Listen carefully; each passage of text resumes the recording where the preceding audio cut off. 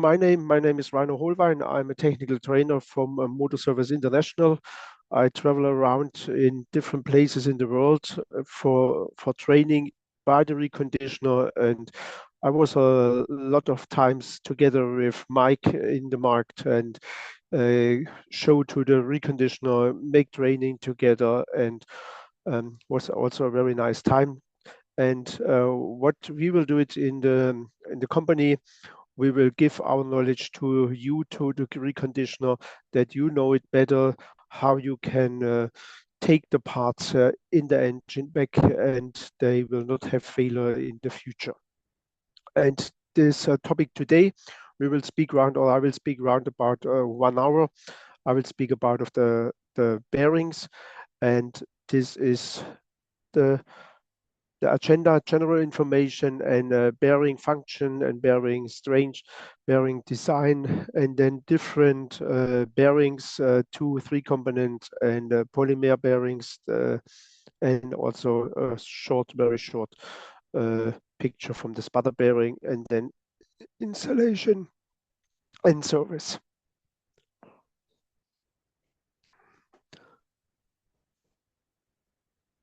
Here you see an overview of our customers. There we produce bearing shells for engine, not only for passenger car, also for truck application.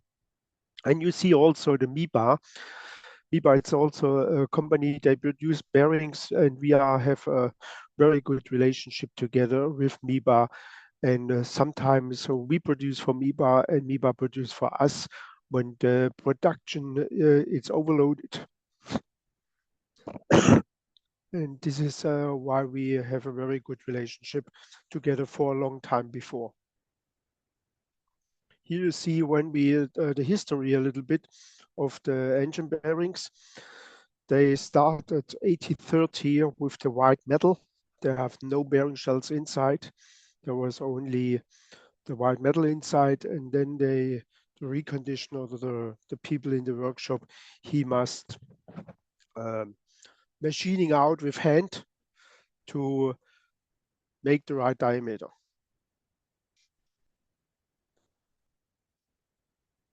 One second, please.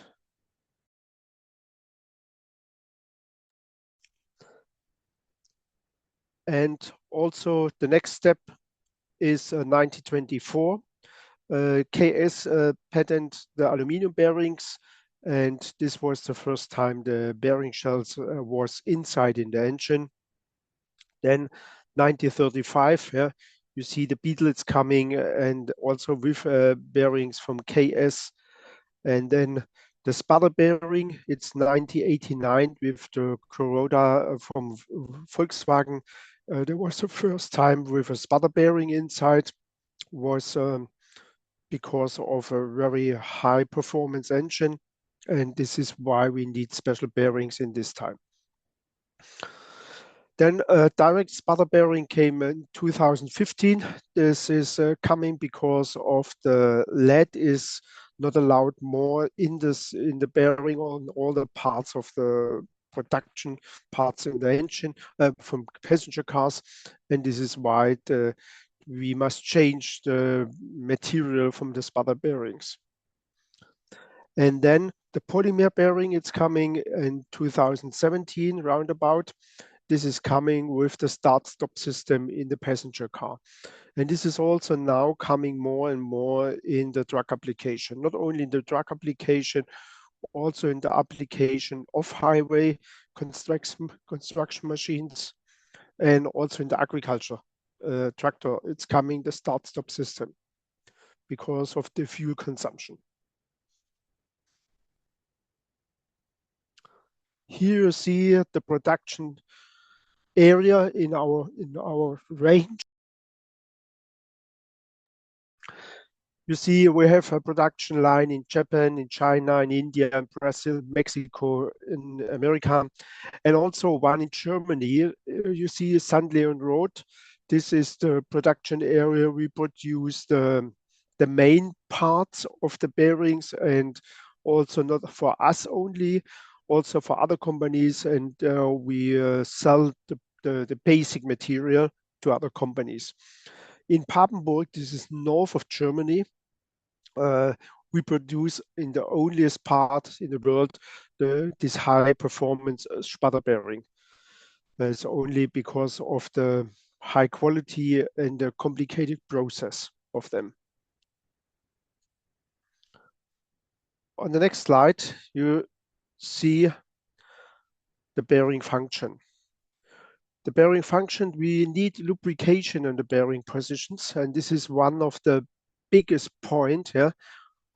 Bearing in the engine, it's only running together with oil. We need a lubrication, we need also the cooling of the bearings.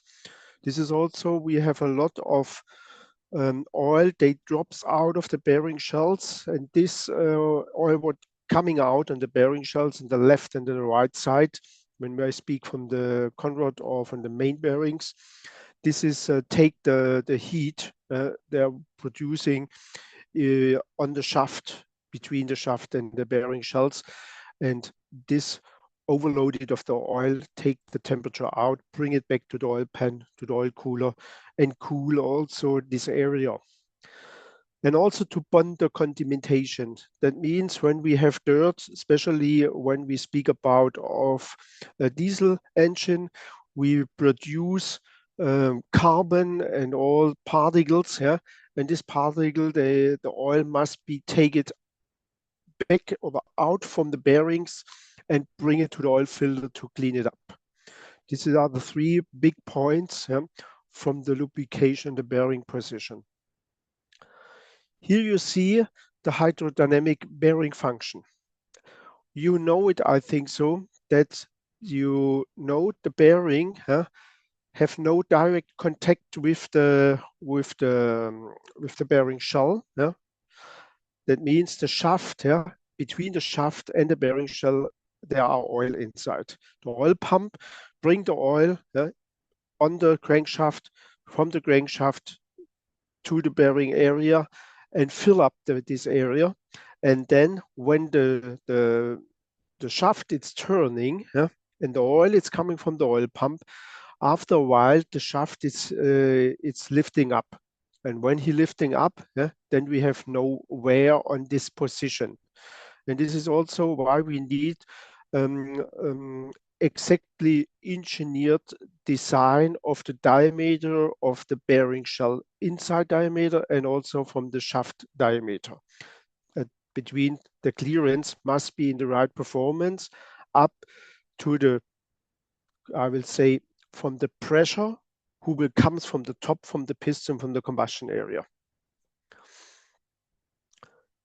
Here you see, when we speak about of the pressure, you see the pressure on the middle in this area, in this graph, yeah, there's the pressure up to 2,700 bars. We speak normally from a pressure from the oil pump from 5, 3 to 7 bar, but this is not enough to lift up the shaft in the turning position.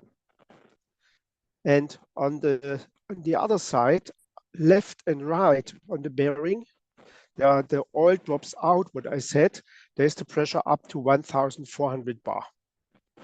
That means we have a lot of pressure, but only in a small time when the engine is running.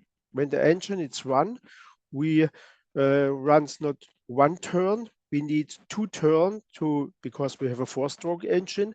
And in this one point, when the combustion, it's burn the fuel exactly, then it's the highest pressure. And then they increase also the pressure between the bearing and the shaft, the bearing shell, the surface and the shaft, up to maybe 2,700 bar.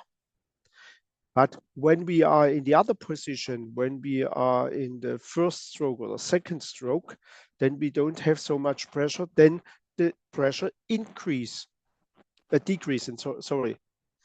And this, we cannot say exactly which pressure it's exactly on this oil film.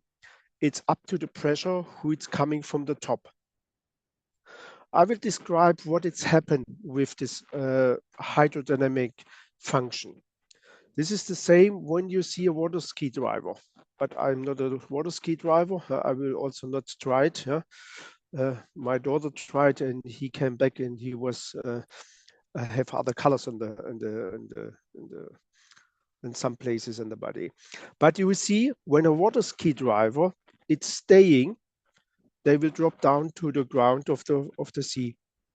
When the speed is coming, the boat is starting and pull up this water ski driver, they will jump up to the top of the surface of the water.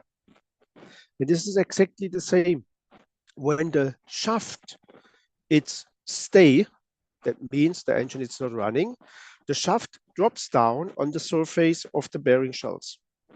When you start the engine and when you round about 300 RPM and up also from the pressure on the top, round about 300 RPM, then you will have this hydrodynamic bearing function. That means in this situation, the shaft is lifting up. This is exactly the same when the water ski driver on the top of the water with the ski. This situation, this I will say 300 RPM, it's enough to lift up the shaft. But important is that we have oil between. And what I said before, when you pull the oil inside with the oil pump, they press the oil inside, but a lot of oil they will take out of the bearing shells. That mean maybe, I don't know exactly how many liter, I will say when you bring 10 liters inside in the bearing shells, maybe 6 or 7 liter drops out of the oil.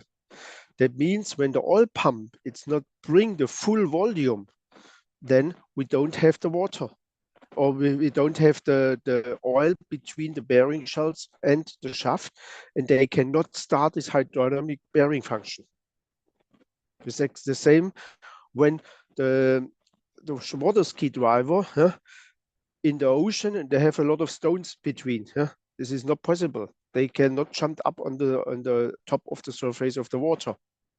And this is the same situation here.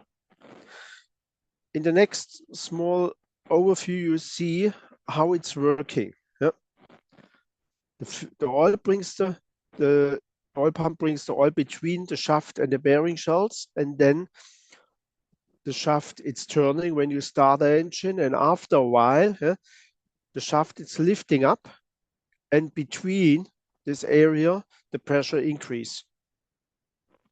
But every time when you start the engine in a small item, you have directly contact with the bearing shells, what you see now. And exactly in this position, when you start the engine in the first microsecond, the pressure is so high on the bearing shell and the shaft. And then when you start the engine, in this time, you have the highest friction. Every time you will have a little bit oil between the shaft and the bearing shells because of the roughness of the shaft and also of the roughness of the bearing shells. And this situation helps a little bit that the friction is very less. But important to understand, when you don't drive the shaft have contact, static the static friction. After them, when you start the engine, then you have a mixed friction. And this is up how quick you fill up the oil between the shaft and the bearing shell surface. After this time, you see when the shaft is lifting up, then we have enough speed, I will say it's 300, 400 RPM, then we don't have friction. We have only the high pressure up to the pressure what it's coming from the top, from the piston, from the combustion, from the conrod, and pull down the shaft when we speak about of the main bearings.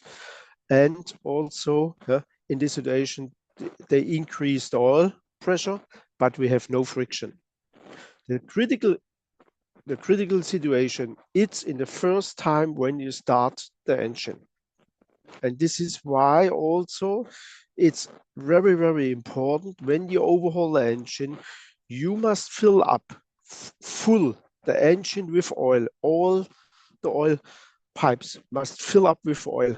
When you don't do it, you will have this static friction or mixed friction for a very, very long time and no oil between shaft and bearings, and then you will damage definitely the bearings in the first situation, in the first start position when you don't press the oil inside.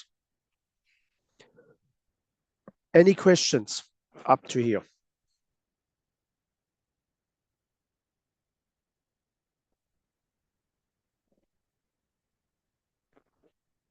No? Then I will go to the next slide. Here you see surrounding the field of the bearing shells. But we must have that the function was very well.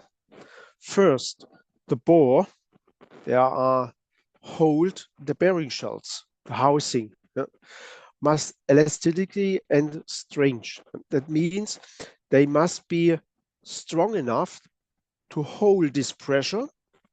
This take what I said, around about 3000 bar, or the power what it's coming from the top of from the combustion side when we speak about of truck engine with a piston diameter from 125 millimeter and the combustion pressure around about 250 bar. Then they produce a pressure, they pull down the conrod with 31,000 kilogram, 31 ton. Yeah? Pull down the conrod in a small time, yeah, when this pressure is so high. And this is what also must be the bore, the housing, take this pressure.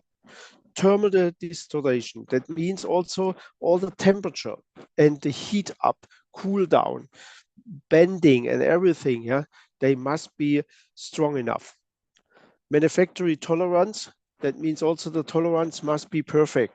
That means also when you overhaul an engine, when you drill the main boring, you must know exactly what you do it, and you are sure the tolerance are inside in this quality, what we say in our catalog or what the original production say in the manual.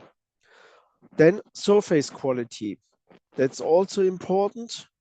The roughness of the bore must be in the right performance. When there is too roughly or it's too smooth, then the bearing shell have not the right position inside and they cannot be, I will say, clamp in the right position in the housing, because the pressure between or the roughness between the surface from outside from the bearing shells and the housing give the position how good it's holding the bearing shells inside. Screw tightening, also the screw have enough to do. They must also have this, or must be hold this pressure that it's coming from the combustion area. Then the bearing shell itself, the material, the resistance, wear resistance, also all of the dirt what is inside in the oil or between the shaft and the surface of the bearing shells. The dry running behavior, that means also in the situation when we have in this friction area that the bearing shell will not damage quick and hold for a long time.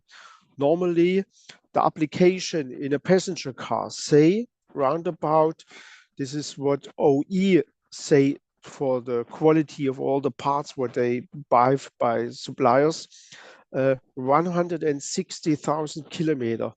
And then some of the parts can be dropped down and you need new parts. 160,000 kilometer, and this is the lifetime what they calculated. The manufacturing tolerance also here the same, and the surface quality. The surface quality is also diameter, roughness, material, and so on.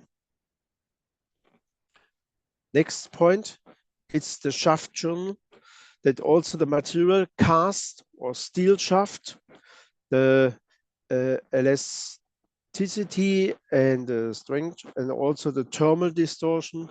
That it's also very, very important. When the heat it's not go out of this area, then the shaft will be increase in the diameter, and then the clearance will be too small. The manufacturing tolerance and the surface quality. Also here the surface quality, the roughness of the surface, because also here in this area we need roughness up to the that the oil can be clamped on the surface in the situation when the car is not running, or when the engine is not running, and the shaft stay on the surface on the bearing shells.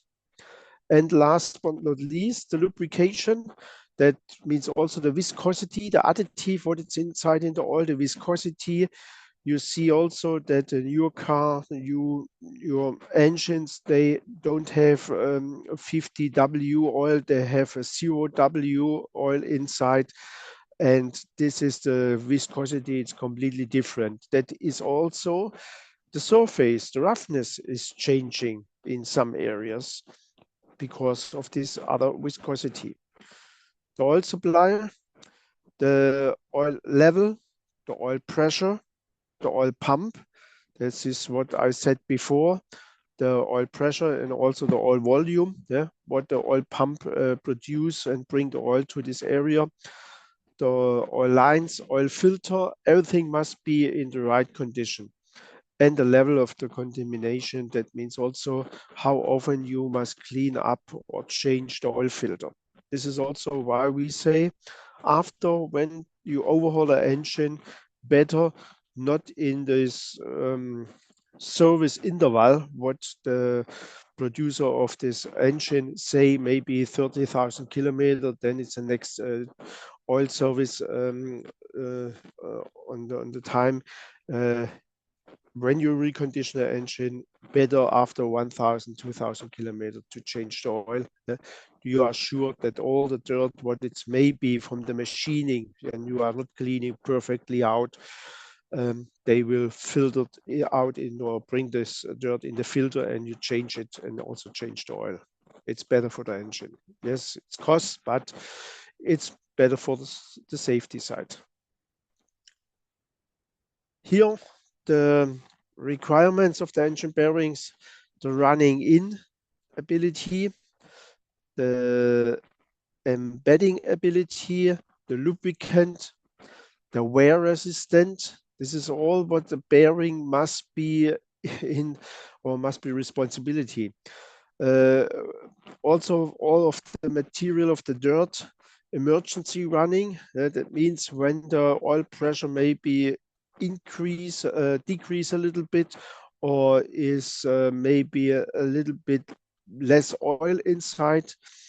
The capacity of the load of the bearing, the terminal conductivity, and the corrosion. The corrosion is also a big challenge for the bearings, because we have, in some cases, we have not only oil in the oil, we have also fuel in the oil, and this can be also contamination the bearing shell itself, and can produce corrosions. The bearing designs, here you see when we speak about of the bearing shells on the main bearing or from the conrod side, we have different designs. We have the bearing shells without the axial pressure, or the shims, what you see for the axial pressure, what is coming from the gears or coming from the clutch, or coming from the gearbox itself. When we speak about of different bearing shells, we can have a two-component bearing structure.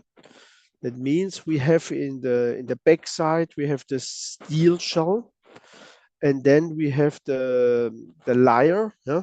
This can be aluminium, and then we have the sliding lyre. The sliding lyre, they have contact with the shaft itself.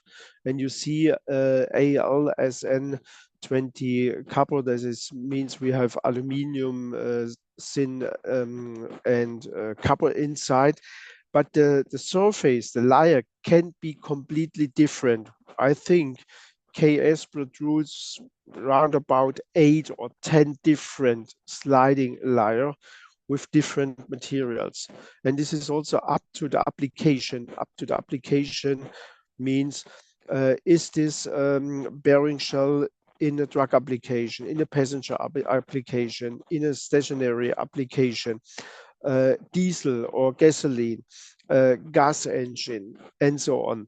And the lyre and also the material, it's different to how they're using the engine.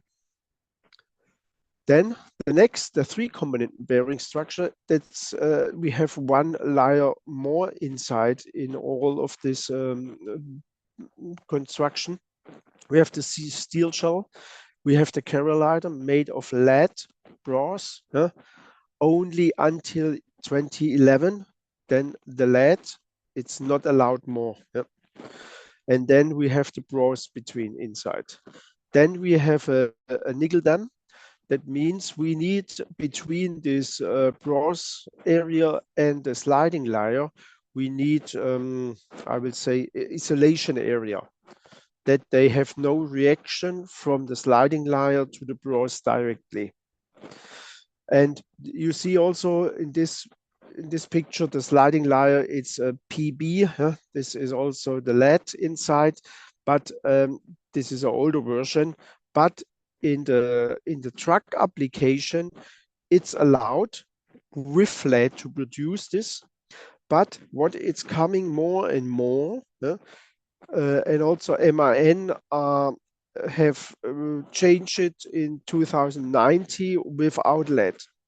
Also, what it's coming, I heard that Deutz is also coming and changing now without lead. This is, of one side, it's possible that we can produce different surfaces on the sliding layer, but the lead what is inside or between or in the ground area is helpful for the high stress, for the high pressure. And this is why the lead, it's much more better when we have it inside, but we can do it also with brass, but it's not so good with the lead inside. Then we have another bearings. This is the polymer bearing. The polymer bearing is a bearing shell. It's coming with to around about 2017, when the start-stop system it's come. That means in this area we have other situation.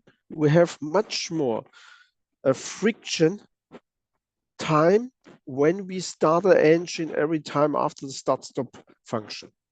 And in this position, the bearing shell, the surface, have a lot of stress because of this much more friction times in the lifetime. And this is why we need a special surface. We need a polymer coating. That means this is a painting area.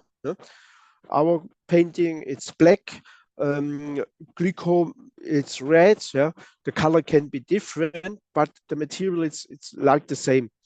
And this area, it's helpful for the mixed friction. And we need it in different places in the engine. This is also cost intensive, and this is why some of the productions in different engines, different companies, different places in the engines, they have in one position, they have the polymer bearing inside, in the other position, they don't have it.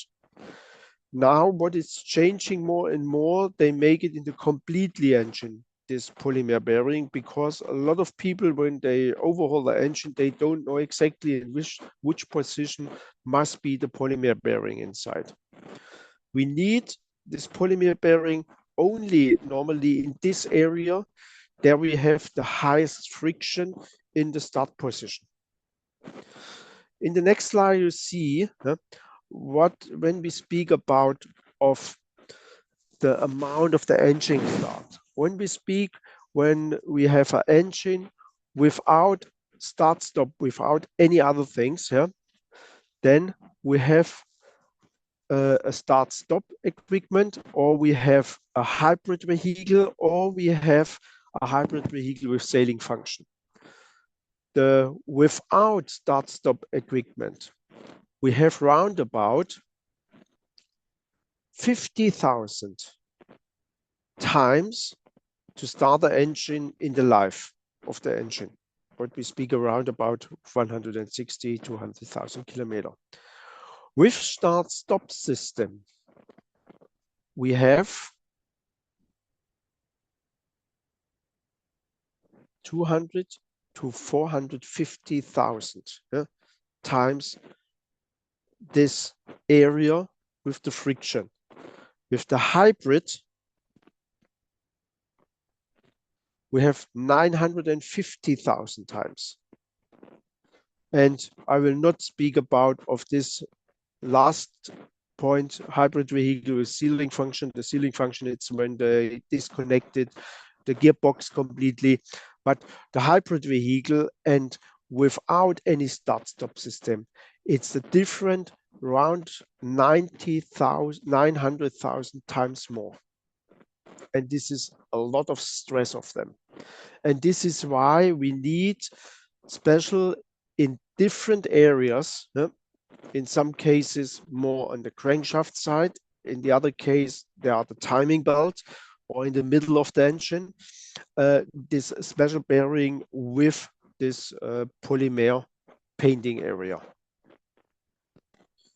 This is also when you know it, and I think you know it better than me, when we speak about of the start-stop system, when you drive with your car on the highway, maybe especially in Germany, there you can drive the vehicle a little bit with a higher speed, and they heating up the engine very high. The turbocharger, it's maybe change the color, and then you go out of the highway, and then the start-stop system say, "Oh, we will stop the car, we will stop the engine."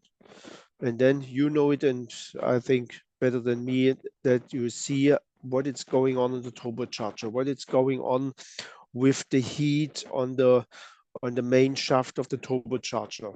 What do you think when you start the engine again? You have the friction area and so on. And this is a lot of where we produce inside in the engine. Yes, it's helpful because of the fuel and also of the emission control and so on. And it's also good for for your business, that maybe an engine will become earlier to overhaul, because maybe the bearings or other parts are have wear or are damaged. This is why I switch off my private car the start-stop system. But this is up to you what you want to do it. Here, only one picture about the sputter bearing. I will not speak about the sputter bearing. The sputter bearing is a special bearing. It's for high performance, for higher load. When we speak about of the, I would say, truck application, a truck engine with very high combustion pressure, then we need on the top of the conrod side a sputter bearing, because the pressure it's too high for 3-component bearing shells. And also we have in some cases on the bottom side of the main bearing, we have the sputter bearing. Please be careful, because in the most of the applications we have one side, we have the sputter bearing, and the other side there is the pressure not so high. We have a 3-component bearing shells inside, and you must bring it in the right position. Any question up to here?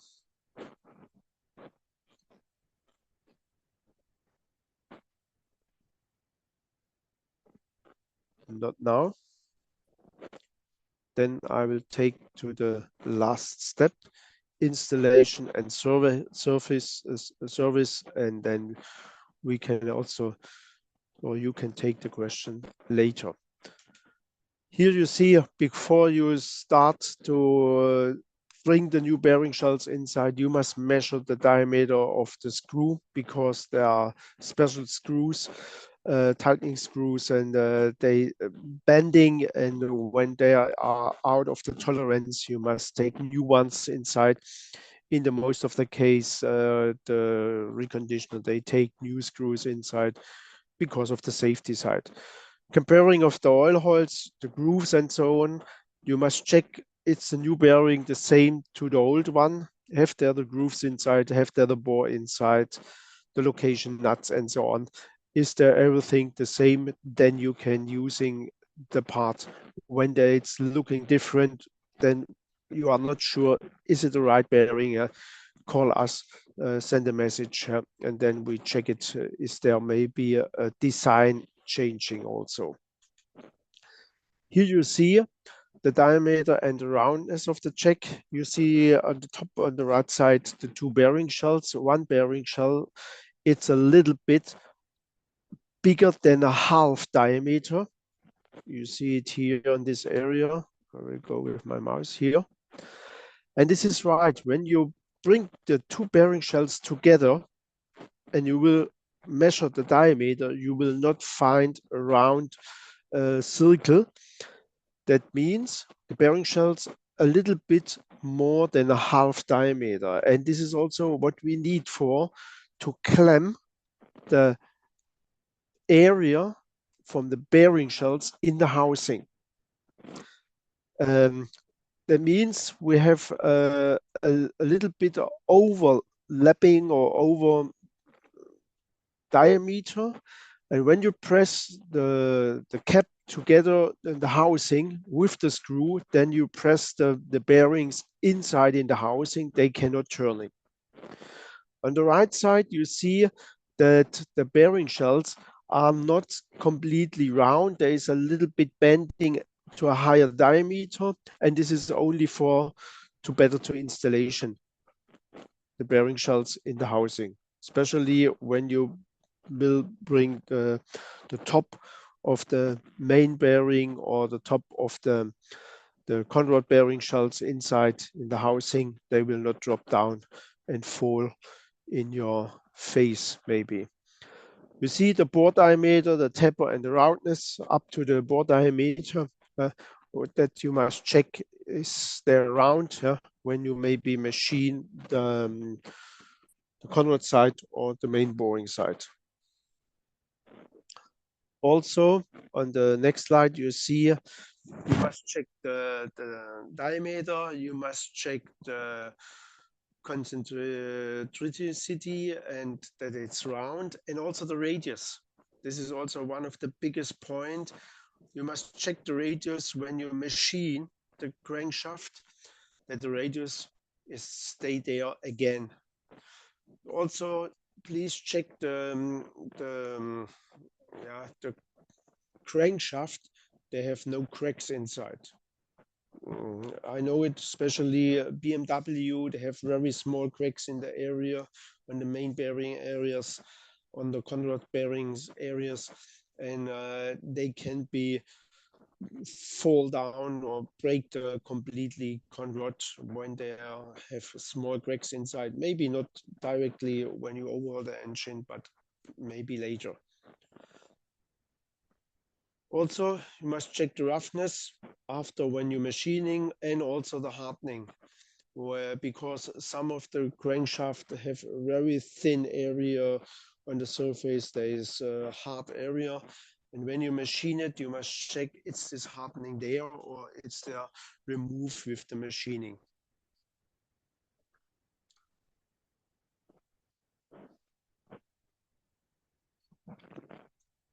The oiling, you must bring oil before you install the piston or the bearings on the crankshaft, but behind the bearing shells, they must be cleaning perfectly. They must no oil, nothing between, but only on the surface of the bearing shells you need oil to have lubrication for the first start also. Here also, do not fill up the blind hole with oil. You will produce a hydraulic compression and you will damage maybe the conrod area, or you can damage maybe an engine block with the screws and with this high pressure. Also, the right torque on the screws, I think, is also what you know it. You make normally marks on it that you know is in the right performance. You see here with the green color, they put it on the screw, and then you see, okay, each of the screw have the right tightening.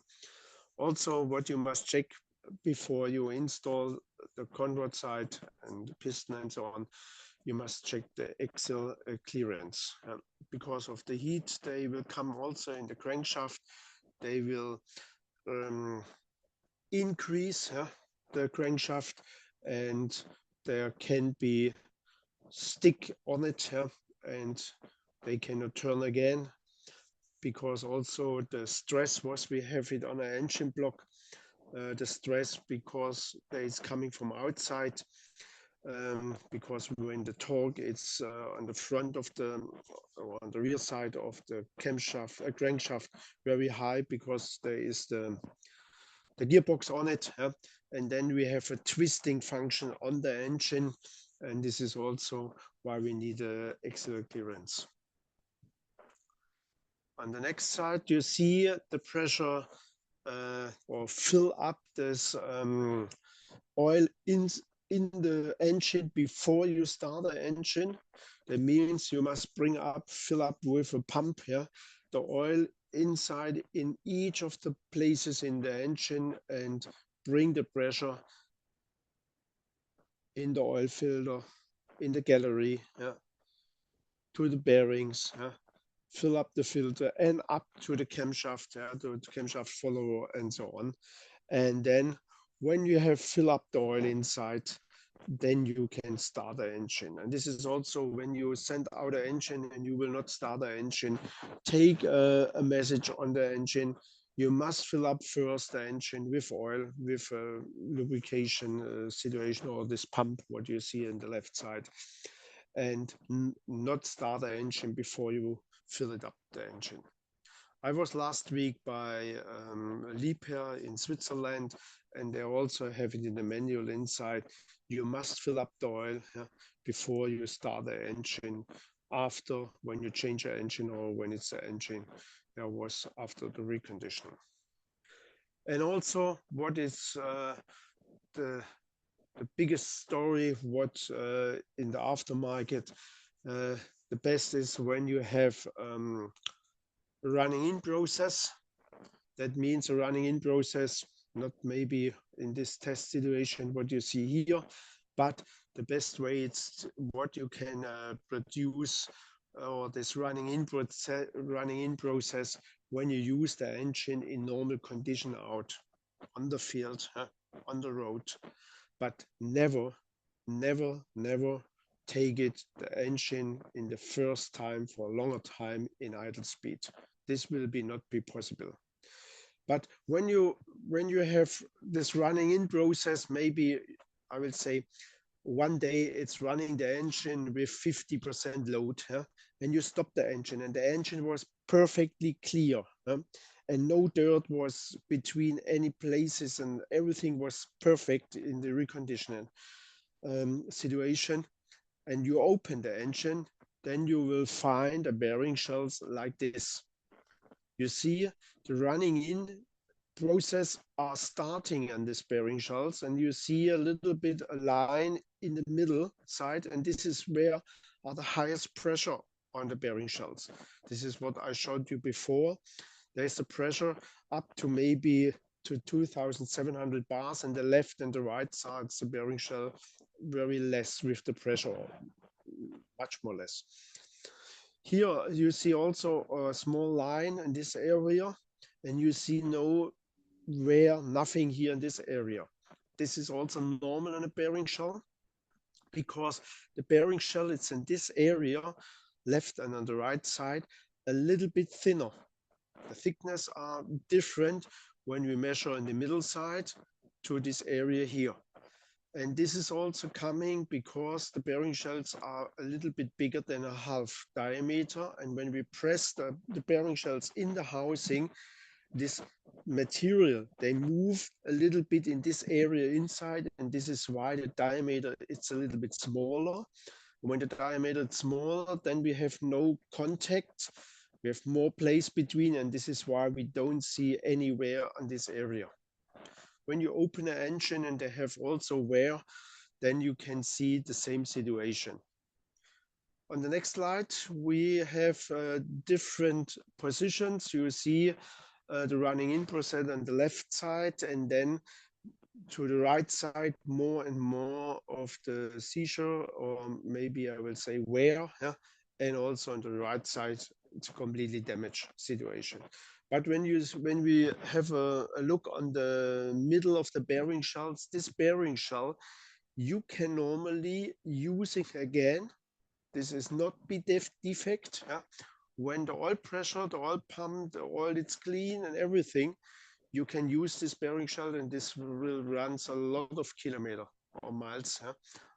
But never, I think, never will take this bearing shell inside. They will take a new one inside. Maybe you know it also, our catalog or our brochure, because of the bearing damaging, and there you can find a lot of different application pictures, description of failures of bearing shells. Here we have also the small plastic gauge to measure the clearance between the shaft and the bearing shells. Yeah? And you see the measurement range, it's 0.025 millimeter to 0.175 millimeter. And this is to check it very quick, yeah, for the clearance. Here also the silicone brushes to take the oil inside in the bearing shells, or also the oil filling device. Yeah? This pump, what you can produce the pressure with hand, or you can take with the air pressure from the garage. You can pull up this pressure inside in this tank. And I think it's around about 20-25 liter oil what it's going inside. But it's working very well. And also, maybe when you have a look in our homepage, you will find a video also in YouTube, how you're filling up the oil in the engine. We have also the tools different places to overhaul the engine.